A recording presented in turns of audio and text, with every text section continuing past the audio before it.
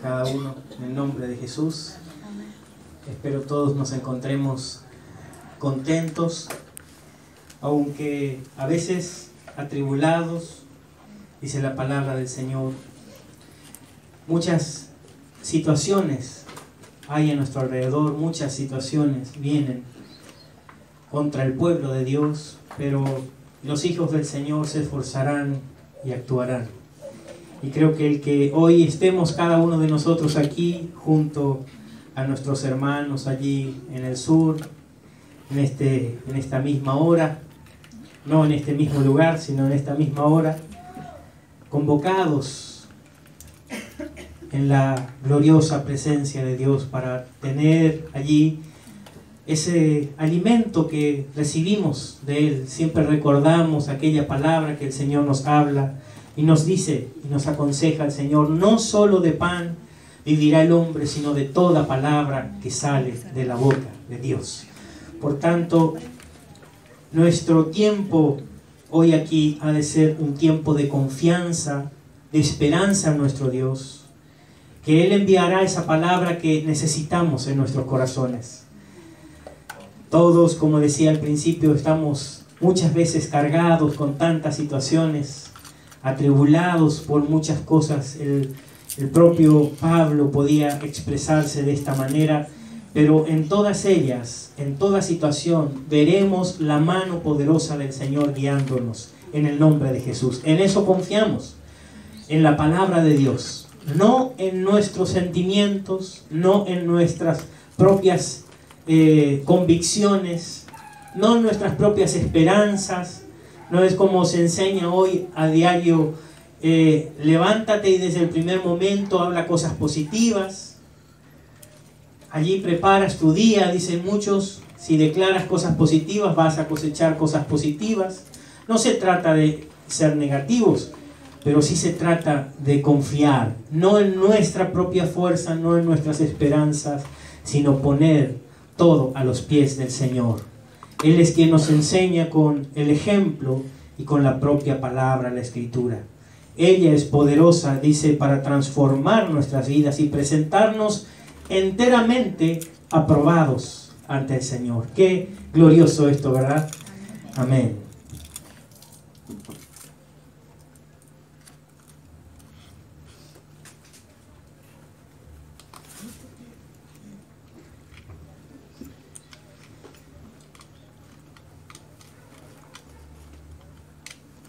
Bueno, pues como ya han visto, hoy me toca la responsabilidad nuevamente en este fin de semana de poder compartir junto a cada uno de ustedes la palabra del Señor.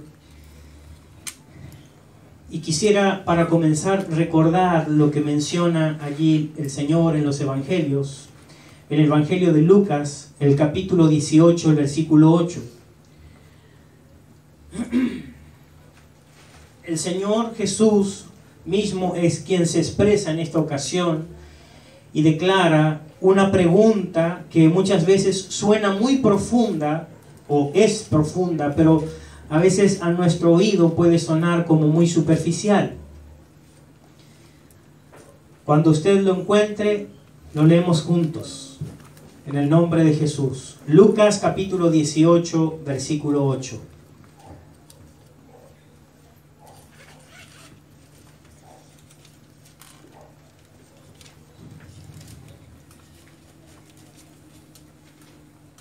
El título de este mensaje es La gravedad de la incredulidad.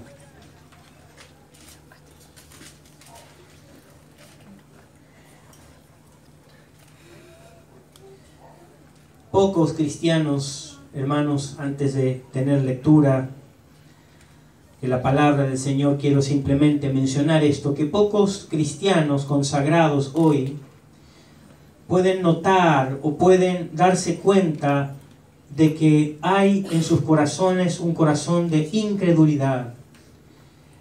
Y esto pareciera sonar algo muy fuerte, porque el cristiano cree que tiene fe por sí mismo, por ser cristiano o por ser catalogado entre los que se esfuerzan, en los que tienen buenos hábitos, entre los que están entre el pueblo de Dios.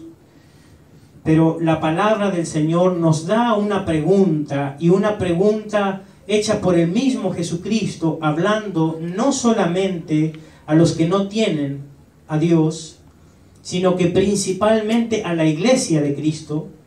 Y esta es la pregunta para nosotros en esta noche. Lo leemos juntos. Lucas capítulo 18, verso 8. Vamos.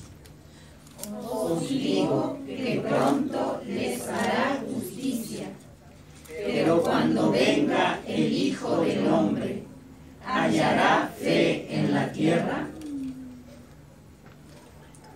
Cuando venga el Hijo del Hombre, ¿hallará fe en la tierra? ¿A qué estará refiriéndose el Señor a través de estas palabras? Ciertamente a ese momento glorioso al cual cada uno de nosotros y la iglesia en general, la iglesia verdadera del Señor, espera. El Espíritu y la novia dicen: ven, Señor. Ese tiempo que esperamos tú y yo, el tiempo de nuestra redención, de nuestro encuentro glorioso con nuestro Salvador, el cual está pronto, dice, nos da la pregunta el Señor a cada uno de nosotros: cuando venga el Hijo del Hombre, ¿hallará fe en la tierra? La pregunta implica no falta de fe en la tierra solamente, sino también en el pueblo de Dios. La tierra, entendamos la totalidad del pueblo, de los pueblos, sean etnias, sean naciones, de cada uno, de la humanidad toda. ¿Hallará fe el Señor cuando venga a la tierra? ¿Por qué Jesús diría esto?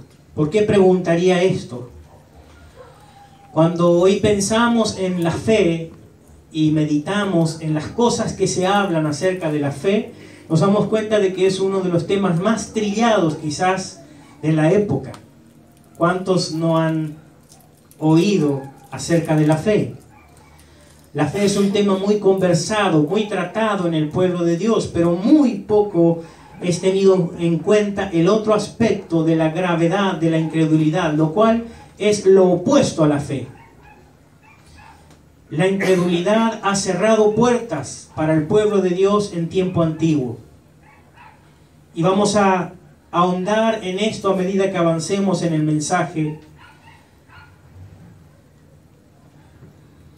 Pero es importante que cada uno de nosotros meditemos que cuando el Señor venga por su pueblo, este tiempo precioso para la iglesia del Señor, marcado y señalado como pronto, a la vez inminente, es decir, nos desconcierta el momento en que será, ninguno lo sabe, pero sí tenemos la esperanza de que pronto esto ha de ocurrir en medio de su pueblo. Pero cuando esto venga, cuando el Señor esté aquí por su pueblo, la pregunta es: ¿hallará fe en la tierra? Para los últimos tiempos la palabra mucho habla acerca de que habrá una gran apostasía. Al contrario de estos movimientos tan renombrados, y sé que siempre volvemos a lo mismo, hermanos, mencionando acerca de estos movimientos que van en oposición a los tiempos bíblicos, a los tiempos que son cronometrados o dirigidos por la propia palabra, como los tiempos bíblicos señalados. Dice la palabra que para los últimos días no se aproxima un gran avivamiento, sino que más bien habrá una gran apostasía. Y el Señor nos dice que velemos porque que nadie nos engañe. Que nadie nos engañe. Esta es la respuesta del Señor cuando los discípulos le preguntaron: Señor, ¿qué señales hay antes del fin, antes de que tú vengas por tu pueblo? Y el Señor le responde: primeramente, que tengan cuidado, que nadie los engañe. Mucho se habla acerca de la fe. Hay un sinnúmero de libros que hablan acerca de este tema. Casi todos los predicadores en algún momento hacen énfasis en cuanto a la fe, pero una fe que no tiene que ver con aquella que la palabra misma nos incentiva a tener, que nos impulsa a buscar la fe que proviene de Dios, sino que hoy está un pensamiento generalizado de una fe que viene por simplemente creer. Mirar en la palabra, dice la fe viene por el oír y el oír por la palabra de Dios. Bueno, bastará con escuchar, con que yo no me pierda un día de reunión seguramente bastará. Dicen muchos queriendo acallar su conciencia. Hebreos capítulo 3, versículo 12.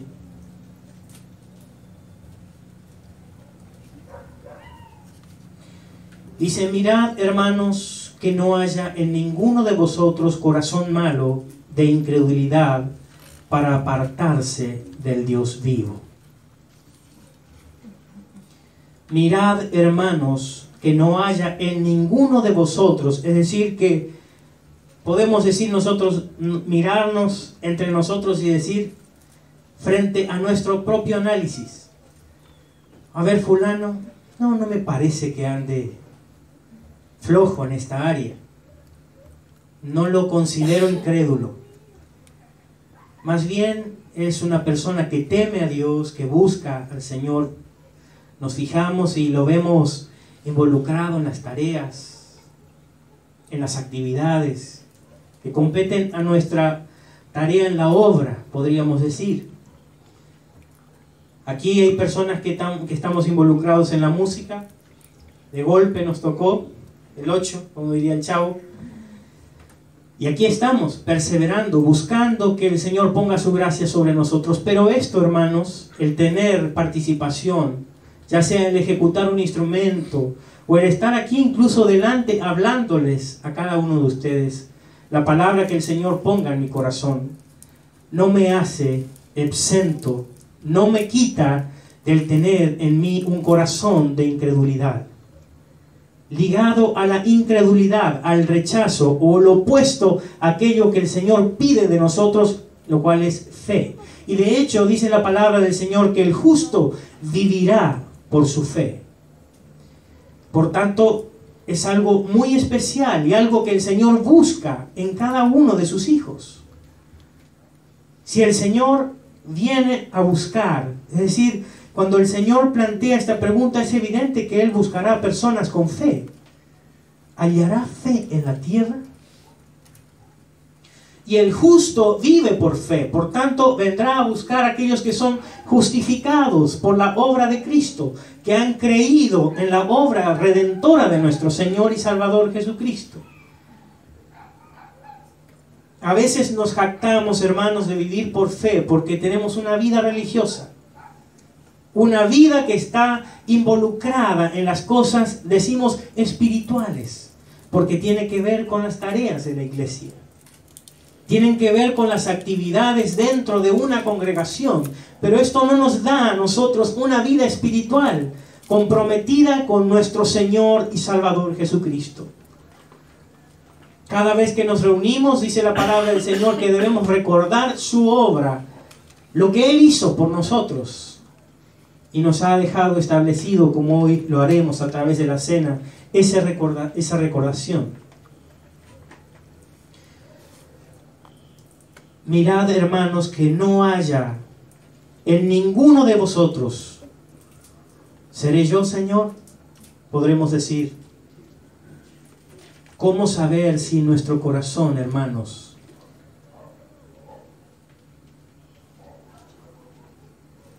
no es malo, no es incrédulo, a tal punto que nos apartemos, dice la palabra, del Dios vivo? Qué importante que cada uno de nosotros meditemos en esta palabra. Mirad, hermanos, es decir, entre los cristianos, porque nosotros somos hermanos. No tiene nada que ver aquí el mundo. El mundo no teme, ni busca a Dios, ni lo considera en sus caminos. Pero somos nosotros, hermanos, los que decimos y creemos muchas veces que está todo bien para con nuestro Señor, que está ok, que está perfecto, que estamos en perfecta comunión, que Dios está gozoso y alegre de considerarnos sus hijos, que somos su pueblo y nadie nos arrebata de su mano. Son grandes realidades, pero que a veces están quitadas de contexto cuando me analizo a mí mismo.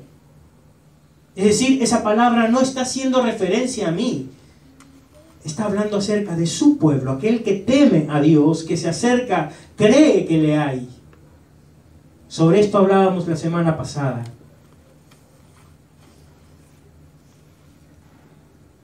Que en ninguno de nosotros haya corazón malo de incredulidad para apartarnos del Dios vivo.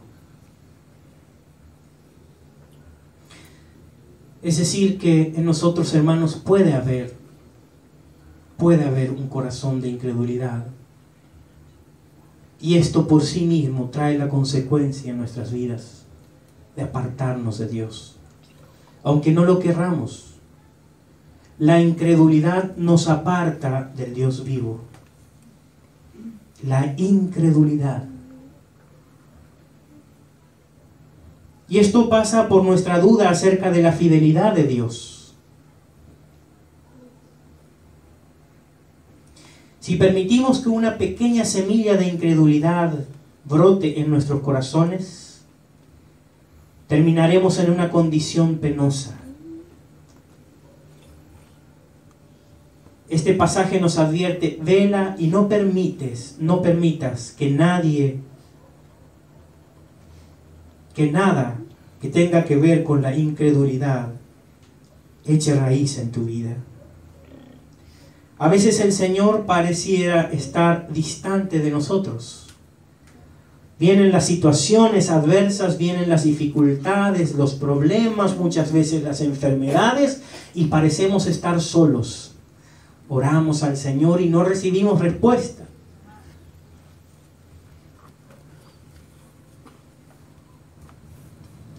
Pero ninguna situación, hermanos, en nuestra vida, ninguna situación que estemos experimentando nos excusa para estar delante de Dios, para considerar la fidelidad de Dios, porque dice la palabra que Dios es fiel, Dios es justo, Él es verdadero.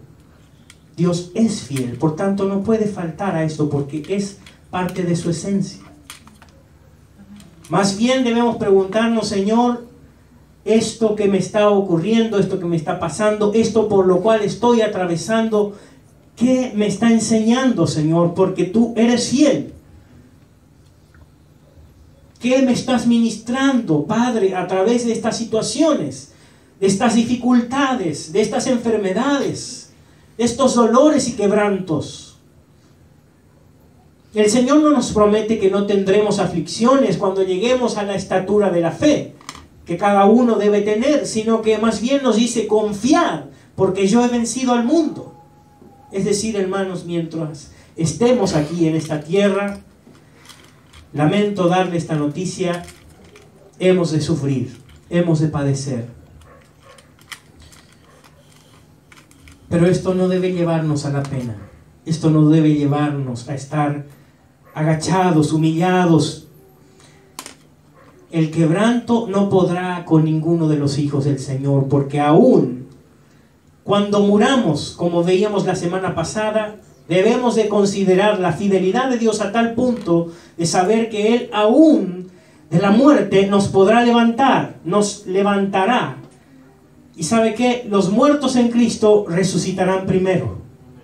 Qué gloriosa es esta palabra, hermanos. La incredulidad nos aparta del Dios vivo. La incredulidad nos aparta de Dios, o pretende apartarnos del Dios vivo, del Dios verdadero.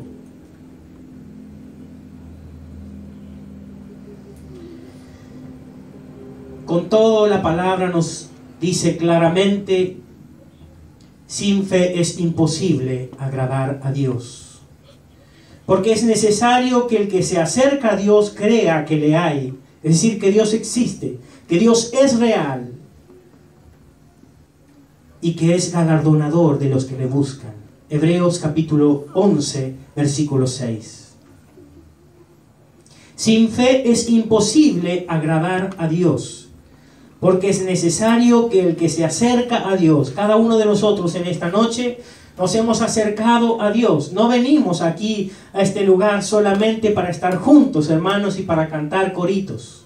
No venimos para cantar simplemente canciones y alegrar nuestro corazón como hace el mundo y las demás religiones, sino que venimos ante el Dios vivo, el Dios verdadero, ante aquel que recibimos el alimento. No solo de pan vivirá el hombre, es decir, esto que necesitamos para la vida, lo recibimos aquí, lo recibimos en su casa, con su palabra. Y sin fe, hermanos, es imposible agradar a Dios.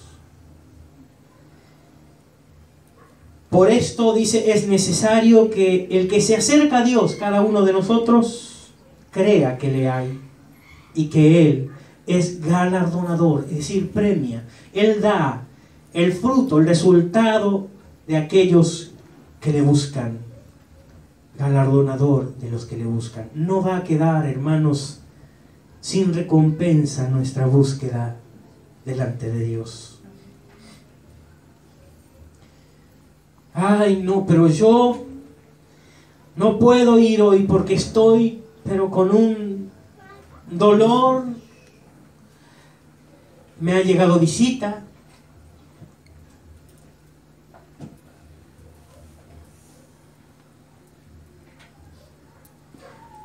Cuando aquel joven se presentó delante del Señor y le dijo, Maestro, quiero seguirte, quiero serte fiel, quiero ser parte de tus discípulos, ¿qué debo hacer, Señor?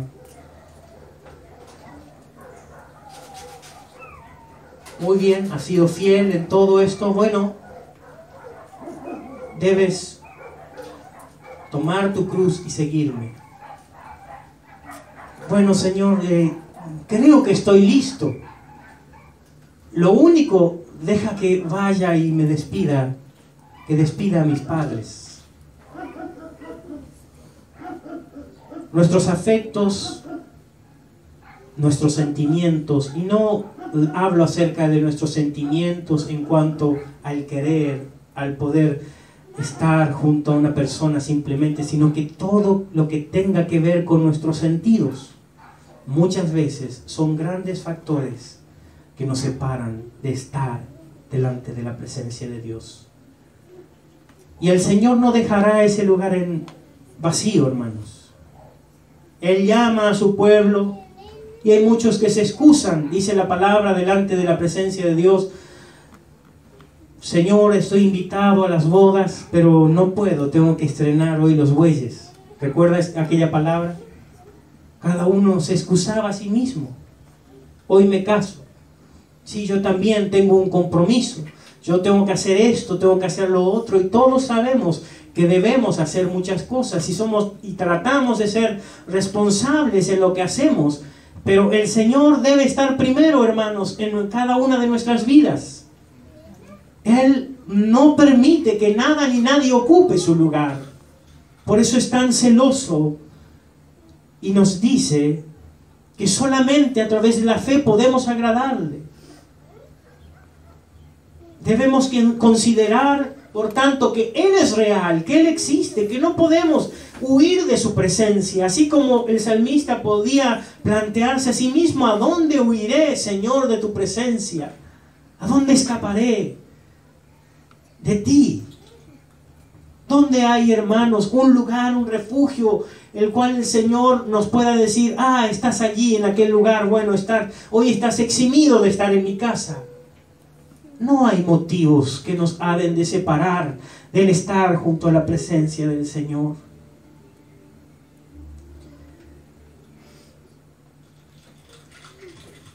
El no creer a Dios no es hacer su voluntad. Y mucho menos podemos agradarle y ser galardonados por no creer a Dios. Cuando no creemos al Señor y a su palabra, esto nos es considerado a nosotros como pecado. Al Señor no le agrada que no le creamos.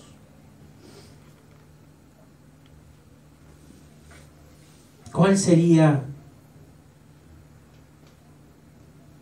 nuestra determinación, o cuál será nuestra determinación en esta noche frente a la palabra del Señor? En primer lugar, quisiera considerar que la incredulidad es el pecado que irrita a Dios. Y lo vamos a ver a través del ejemplo que nos narra allí Éxodo capítulo 17.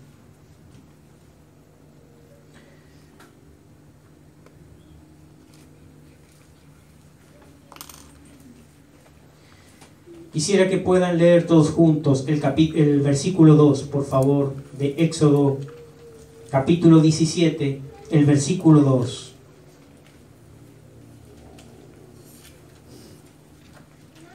Israel llegó al desierto llamado Sin. Y allí, ¿sabe qué? No había señal de agua. Es decir, no había agua a la vista, como podrían decir. Yo que a veces vemos las películas o los dibujitos y están allí mirando, si están en el desierto, con los ojos grandotes y mirando a ver si a lo lejos logran visualizar algo de agua, algún lugar donde poder refrescarse o saciar su sed. Bueno, esto les estaba ocurriendo al pueblo de Israel cuando llega a este desierto llamado Sin. Veamos lo que dice el versículo 2, por favor. Y altercó el pueblo con Moisés y dijeron: danos agua para que bebamos. Y Moisés les dijo: ¿por qué altercáis conmigo? ¿Por qué tentáis a Jehová?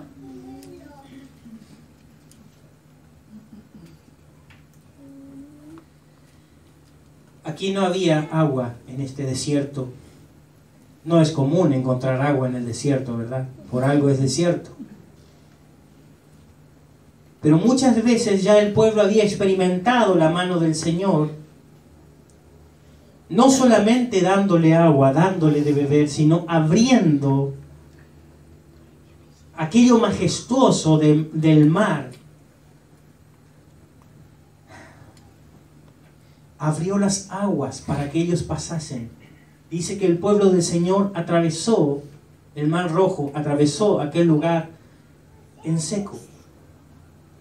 Habían experimentado el obrar de Dios en cuanto a esta naturaleza que nosotros conocemos como el agua de una y de otra manera.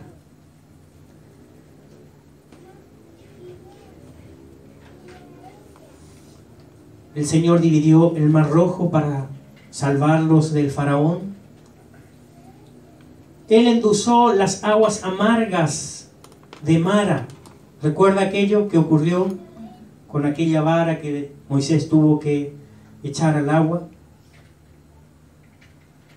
Es decir, el pueblo del Señor tenía cierto conocimiento ya de lo que el Señor había hecho con ellos. Por tanto, tenían el testimonio de que el Señor no los dejaría solos, de que frente a la imposibilidad, estar acorralados en el desierto, el mar y el faraón por el otro lado, haber experimentado que las aguas se abrieran y pudiesen pasar y escapar de la mano del faraón, ya esto es algo que nosotros podríamos decir increíble, ¿no? Pero es creíble, hermanos, pero es para aquel que tiene fe. Ya si usted considera esto como algo increíble, algo de los cuentos, pues ya no ha creído la palabra de Dios, ya no tiene fe en la palabra. Pero dice que la palabra que esto ocurrió y hay testimonio documentado acerca de que esto es veraz. Y aun cuando no exista esto, la palabra del Señor es fiel y es verdadera. Había ocurrido esto con la mano poderosa de nuestro Señor. Dios los libra de la mano de Faraón y endulza en el momento de sed, en el momento de necesidad de este pueblo, endulza un lugar que era amargo, que no era agua potable, no era agua que pudiesen beber. Pero el Señor, viendo su necesidad y su queja, les provee agua para beber. Nuevamente en esta ocasión, lo cual leemos allí en el capítulo 17, se encuentra el pueblo de Dios con esta necesidad básica, la sed. ¿Has experimentado sed en algún momento? Es difícil el no pensar en un vaso de agua cuando tenemos sed. Y viene a nuestra mente lo más fresco, lo mejor que hemos probado, porque tenemos sed. Y lo único que puede sacar nuestro pensamiento de eso es saciarlo. Nadie puede venir cuando tiene sed y mostrarte una galleta, porque no quiere saber nada con eso. Más se me secaría la boca, podría decir. No, nuestro pensamiento se va hacia esa agua fresca. Y el pueblo de Dios no veía evidentemente otra cosa. Veía su sed, contemplaba su sed y su necesidad era lo único que podía observar. Se había olvidado completamente, ni consideró las obras de Dios anteriormente, sino que se olvidó de todo aquello y simplemente se concentró en su sed, en su necesidad en ese momento y reclamó a Moisés. En definitiva, aquel que representaba al Señor, que estaba allí guiándolos por mano poderosa de Dios, le plantea a Dios: no aguanto más, Señor. Este pueblo en cualquier momento me va a apedrear. Si usted lee el capítulo completo se va a dar cuenta de que esto que le menciono es cierto. Moisés ya llegó a un punto del cansancio. No porque se haya cansado de este pueblo, sino que le pesaba realmente la actitud de desprecio y de falta de fe en Dios que lo había librado. ¿Sabe qué dijo este pueblo? Lo leímos hace un momento. Danos agua para que podamos tomar.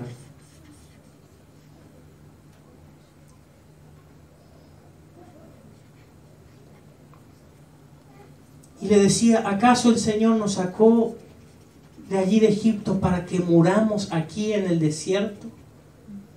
Ya se había olvidado de las obras poderosas del Señor. ¿Sabe qué? Obró en ellos un corazón de incredulidad. No creyeron que Dios pudiese darles agua potable, agua buena para beber.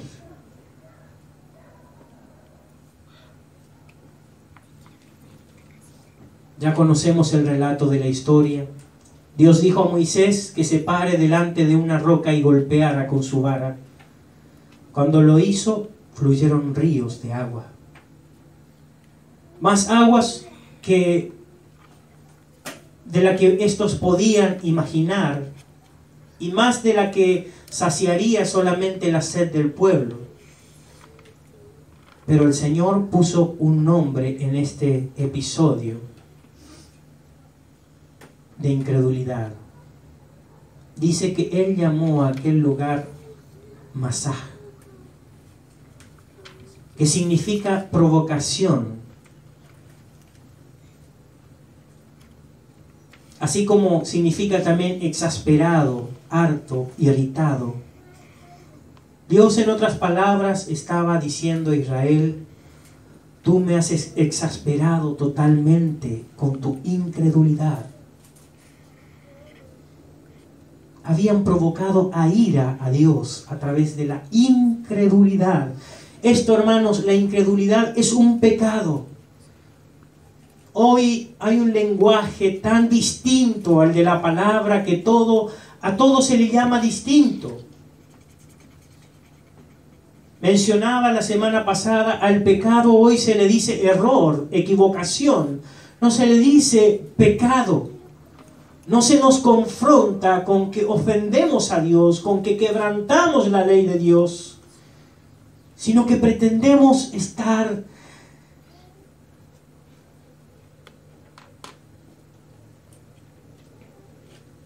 delante del Señor con nuestra propia conciencia tranquila.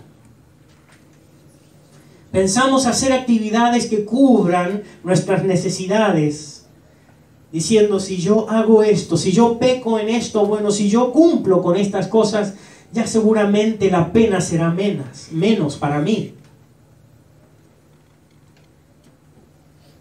No estoy haciendo bien esto, no es correcto esto que estoy haciendo, pero voy a hacer esto otro que seguramente va a compensar en mi vida espiritual. Hermanos, esto no es cierto. Lo único que puede librarnos es la mano poderosa de Dios obrando nuestra vida, pero no obrará si hay incredulidad en nuestro corazón. La palabra de Dios no puede obrar cuando hay incredulidad, un espíritu de incredulidad, porque esto nos aparta del Dios vivo. Dice, mirad que no haya en vosotros un corazón de incredulidad. ¿Para qué? Para apartarnos del Dios vivo. Este es el propósito de la incredulidad, hermanos. El apartarnos de Dios. El alejarnos de aquel que pronto regresa por su pueblo. Lucha, hermano. Lucha con el sueño, lucha con el cansancio en esta noche, en el nombre de Jesús. El Señor está hablando una palabra que yo creo con toda certeza es para nuestro bien, es para nuestra salud espiritual. Vuelvo al principio y menciono estas palabras de que muchas veces el pueblo de Dios no considera en su corazón un corazón de incredulidad, porque ya cree que ya lo ha logrado todo. Dice, ya me acerqué al Señor, ya estoy en la fe. ¿Sabe qué? El pueblo de Israel estaba viviendo bajo la guía del Señor. La guía de Dios, no había otro. El que estaba delante de ellos era Moisés y era Dios mismo. De día, dice el Señor, que mandaba su nube para que les diera sombra. Y de noche estaba esa columna de fuego guiándolos y dándoles calor en el desierto. ¿Había mayor testimonio que el que Dios estaba con ellos? Para nosotros, hermanos, es fácil decir hoy no puede ser, porque era algo que no era visto, no era conocido. Pero cuántas cosas nosotros, hermanos, vivimos hoy y sabemos por la palabra de Dios que debemos hacer y actuar como hijos de Dios, pero no lo hacemos. ¿Por qué? Porque no creemos a la palabra. No creemos que Dios nos esté hablando. Si usted, hermanos, me mira a mí, va a encontrar 1000 falencias, errores y pecados por los cuales delante de Dios he de presentarme y ser juzgado sin ninguna duda. Pero creo en la misericordia de Dios y procuro cada día presentarme delante de Él como un obrero aprobado. Pero no puedo hacer ni lograr esto, hermanos, ni ninguno de nosotros podemos hacerlo si no consideramos nuestra fe en Dios. Sin fe es imposible agradar a Dios. ¿Sabe qué? Piensa en esto. A mí me hizo bien pensar en esto mientras escribía este mensaje. No importa las cosas que yo haga, no importa las cosas que yo experimente, si el Señor está delante, porque podemos tener, hermanos, los mejores guías. A veces nos jactamos y decimos y nos gozamos, qué hermoso que el Señor nos haya puesto en la congregación un ministerio de la enseñanza de la palabra, pero ¿creemos a la palabra que recibimos? ¿Verdad que es muy claro cuando el siervo del Señor nos habla la palabra? No sé si ha estado en otros lugares, pero a veces es difícil concentrarse en otros lugares porque terminó de hablar de esto y sale con esto y luego va a esto y no hay un hilo conductor que lleve siquiera el mensaje a los corazones con claridad. Cada uno recibe lo que bien le parece. Pero tenemos la dicha de que el Señor ha puesto un ministerio a través de la enseñanza, darnos la riqueza de la palabra. Pero ¿sabe qué, hermanos? A veces en nuestro corazón hay incredulidad. Por tanto, ¿sabe qué hacemos? Nos apartamos del Dios vivo. Eso dice la palabra del Señor.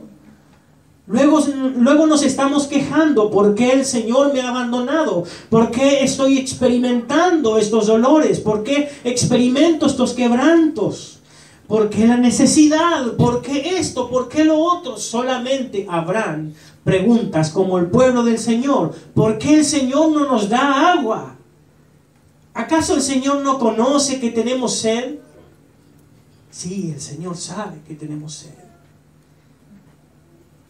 Él los había sacado cuando habían clamado durante años y años, sufriendo bajo el látigo allí, bajo el dominio, la autoridad del faraón. El Señor los rescató, ya los llevó a la libertad, ya habían experimentado lo glorioso de la mano poderosa de Dios, pero no creían que Dios estuviese con ellos.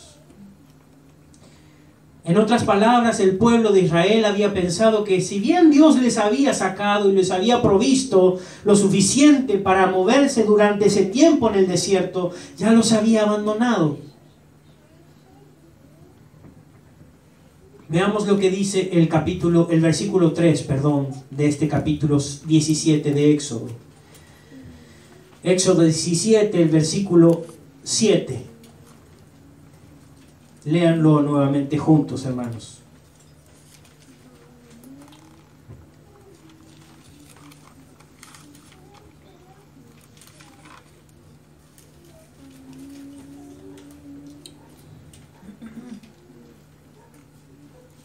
Éxodo 17, 7. Y llamó el nombre de aquel lugar Masá y Meriba, por la rencilla de los hijos de Israel, y porque tentaron a Jehová, diciendo: ¿está pues Jehová entre nosotros o no?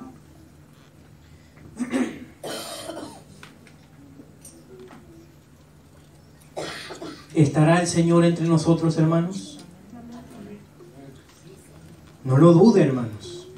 No lo dudemos. El Señor está entre nosotros. Dice la palabra del Señor que cuando el pueblo del Señor se reúne, aunque estén 2 o 3 reunidos en su nombre, dice: yo estaré en medio de ellos. Por tanto, el Señor está en medio nuestro. Él está con nosotros. El pueblo del Señor dudó de que esto estuviese ocurriendo. Se sintieron solos, como seguramente que nos ocurre a nosotros en algún momento, porque ¿sabe qué? Satanás se procura a través de nuestro sentido, de nuestro corazón engañoso, darnos a entender de que en algún momento el Señor nos dejó, el Señor nos abandonó. Y aunque a veces el Señor tenga que dar vuelta a su rostro por no vernos en nuestra condición de pecado, porque dice la palabra que no contristemos al Espíritu Santo. ¿Sabe que cada uno de nosotros somos templo del Espíritu de Dios?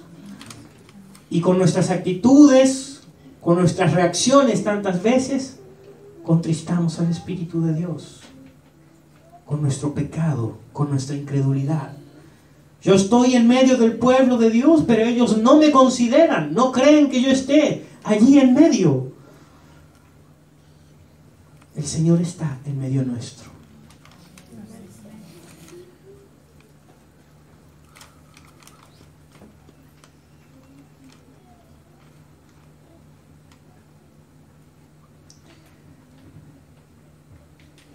Si Dios está con nosotros, ¿dónde está ahora? Nosotros no vemos ninguna señal de su presencia o poder. Dicen algunos, aquí no hay mover de Dios. Pareciera que tenemos que hablar todos a los gritos. Y tiene que salir uno corriendo, si estaba en silla de ruedas, tiene que salir, aunque más no sea, 2 manos ahí girando la rueda ligero, para que pareciera un mover. Quizás bajar las luces y poner reflectores específicos allí para los músicos, un sonido que nos aturda. Eso le da a esto, pareciera un aspecto de espiritual, de poder. No es así, hermanos. A veces el Señor nos habla en medio del silencio, con el soplo apacible, dice su palabra. ¿No experimentamos señales del poder de Dios? Aunque lo experimentemos, a veces nosotros ni siquiera nos damos cuenta, pero el Señor está obrando a nuestro alrededor. Cuando ya reaccionamos, decimos, realmente el Señor nos salvó de esto, de lo otro. Su mano poderosa estuvo con nosotros guardándonos.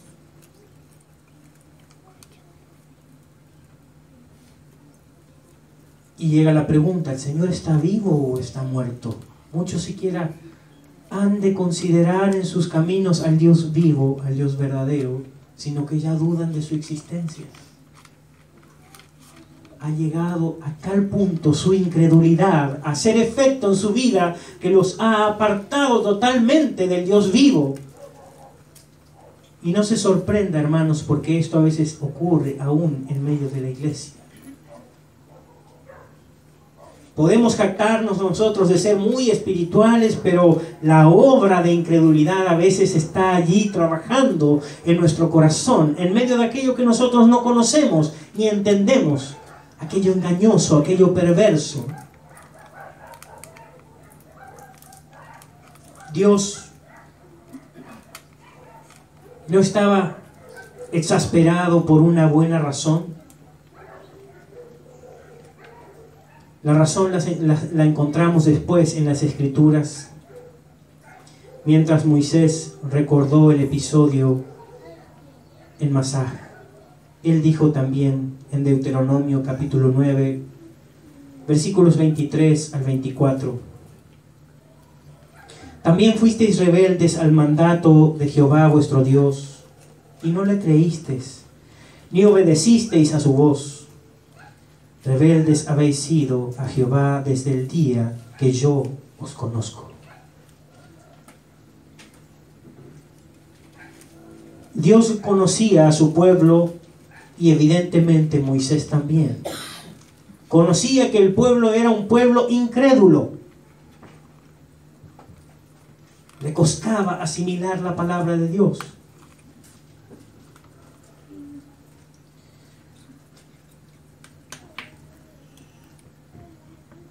Ustedes han sido rebeldes desde que le conozco, le decía Moisés.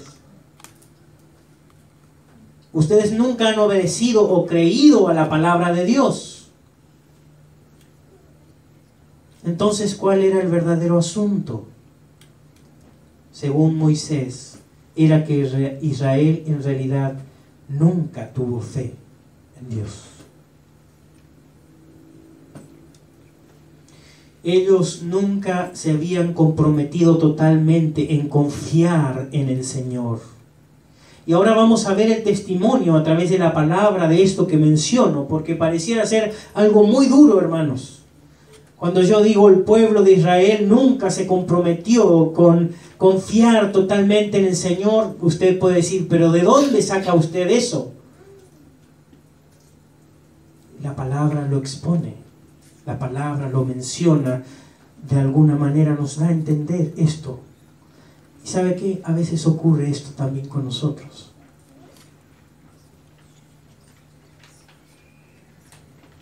¿Sabe qué? Ellos conservaron pequeños dioses ocultándolos en sus tiendas de campaña.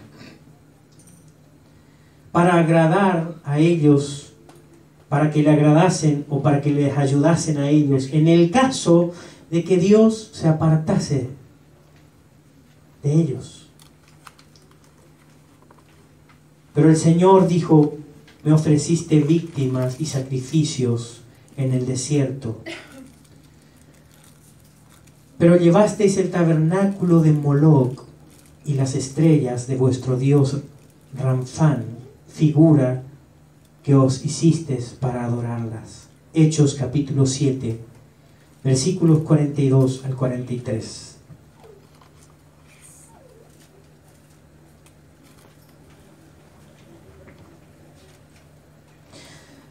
El Señor reconocía de que el pueblo de Israel ofrecía, dice, sacrificios, ofrendas, víctimas.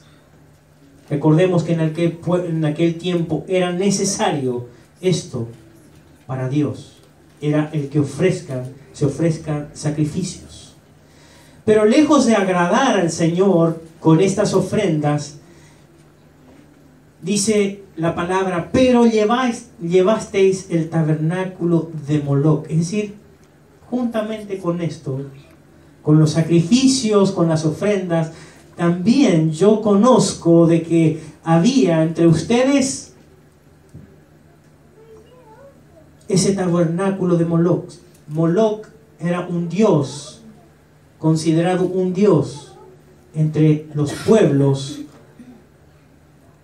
aquel que no era el pueblo de Dios. Pero ¿sabe qué? El pueblo de Israel lo tomó para sí. Dijo, en algún momento, cuando Dios se aparte de nosotros, uno nunca sabe, ¿vio?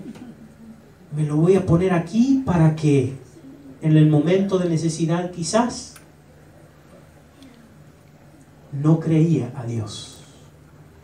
No creía a la obra de Dios. No tenía fe. Este pueblo era incrédulo. Desde el principio, desde que Moisés lo conoció, dijo, este pueblo es incrédulo, no tiene fe en Dios.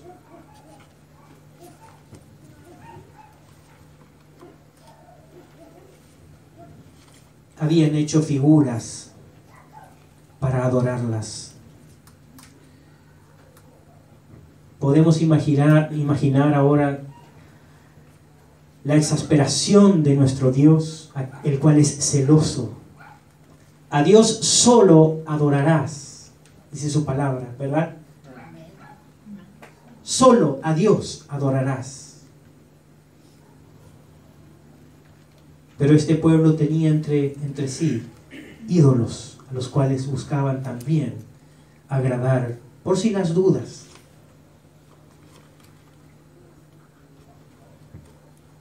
Pero ellos culpaban a Dios de lo que les ocurría. A pesar de que el Señor les mostrase la mano poderosa en medio de ellos, ellos culpaban de que les faltaba agua, reclamaban al Señor con sus actitudes. ¿Por qué el Señor no responde a mi oración?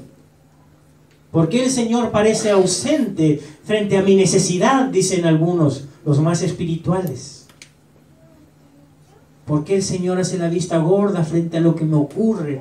¿Por qué le ocurre a fulano y no a mengano, que sí que anda de cualquier manera? Y nos ponemos aún a juzgar situaciones, actitudes.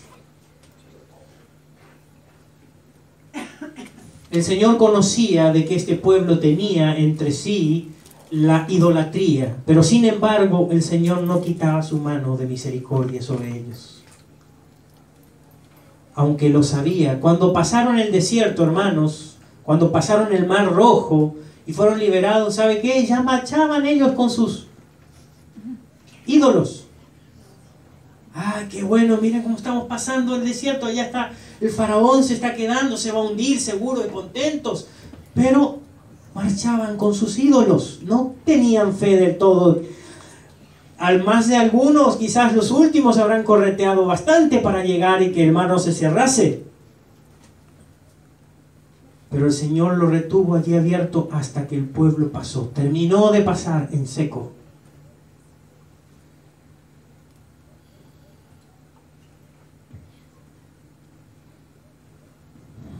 Yo no estoy reteniendo nada bueno de ustedes. En otras palabras, el Señor les decía.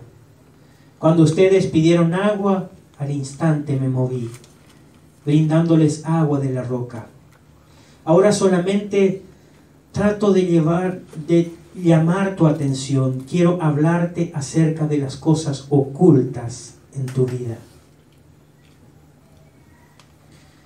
Hay cosas ocultas, hermanos, en nuestra vida.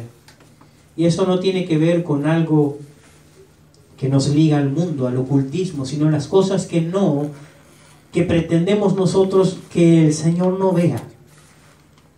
Esas cosas que cubrimos porque nos genera vergüenza delante de Dios. ¿Qué hacía el pueblo con esto que tenía, que traía de lejos? Lo ocultaba, dice, lo ponía en sus tiendas. Salían y ofrecían sacrificios a Dios, pero ellos también tenían los altares a Moloc. tenían también la estrella de Ramfán, tenían objetos de adoración. Nosotros muchas veces le decimos al Señor, sí, yo creo, Señor, pero déjame que guarde esto porque el dólar está variando tanto, no sea que me falte.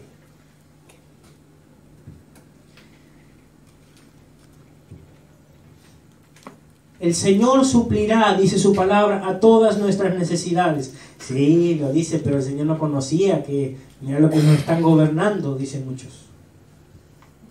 Todo bien, todos tienen buenas intenciones, pero ninguno logra nada.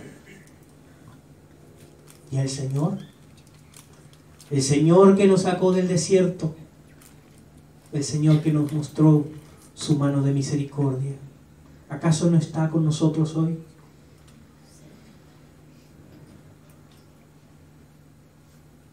Ese es el verdadero crimen de la incredulidad, el procurar o creer, guardar en secreto lo que Dios aparentemente no ve o no logra ver en nosotros.